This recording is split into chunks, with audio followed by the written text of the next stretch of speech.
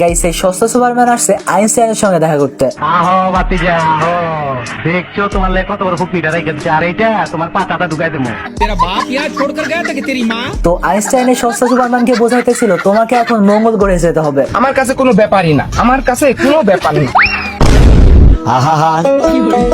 Cameraman जल्दी focus करो, cameraman के सामने रहो तुम लोग। রকেট স্টার্ট দিতে আকাশ ওঠা যেমন তেমন মাটিতে ঢুকে যায়। তোর আগেই কইছিলাম তুই গাড়ি খেয়ে মদ চালাইছিস। যাই হোক রকেট সোজা এসে মঙ্গল গ্রহে ল্যান্ড করে। 10 करोड़ की डील पूरी हो गई बाबा। গাইস এই রকেট থেকে আবার হিরো আলম বেরিয়ে আসে আর বাংলাদেশের পতাকা লাগিয়ে বলে, এখানে কি হচ্ছে?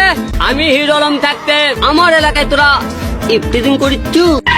কাল ভ্যালেন্টাইন্স ডে উপলক্ষে সব প্রেমিক প্রেমিকারা বিভিন্ন জায়গায় আনন্দ উৎসব করবে।